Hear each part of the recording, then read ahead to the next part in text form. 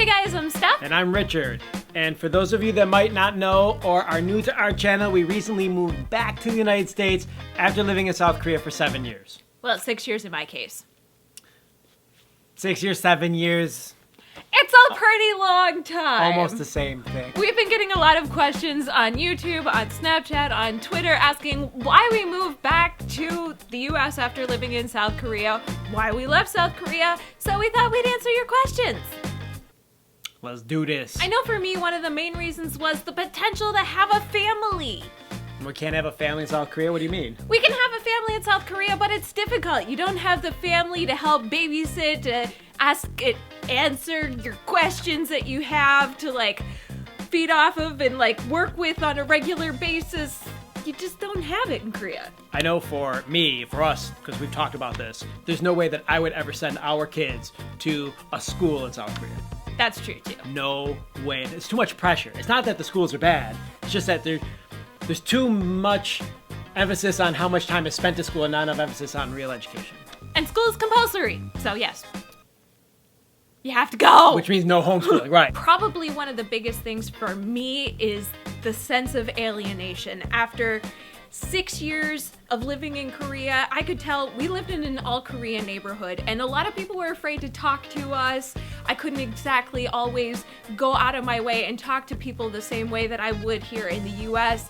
And also, I felt like I was becoming alienated from my family and my friends here in the US and my own culture because I was so away from that for such a long period of time. I don't know how to say this, but for me, another big thing was pressure and health.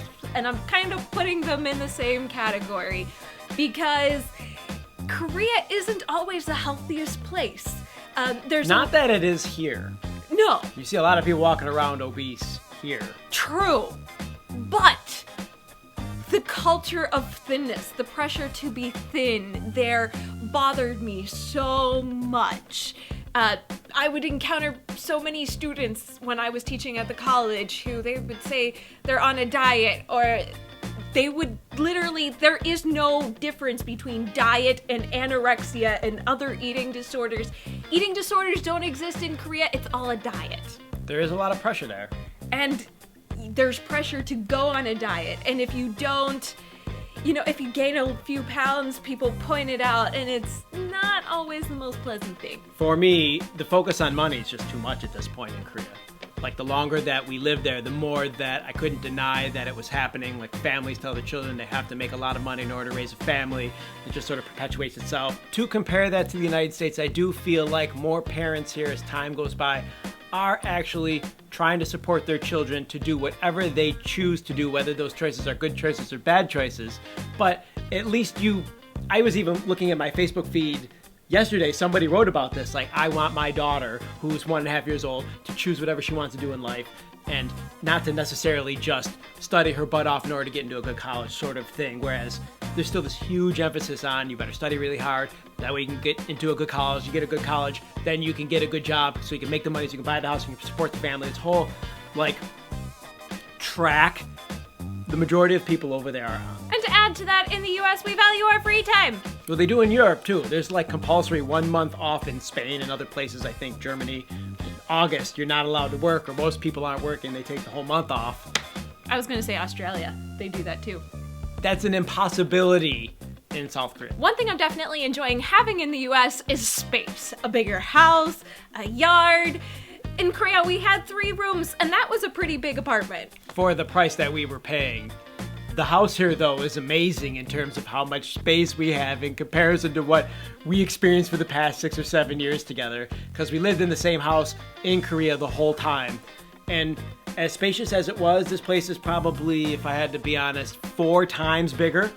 Yeah. Well, you can also plant a garden out there, which is going to be really nice. We couldn't do that over there. I'm excited!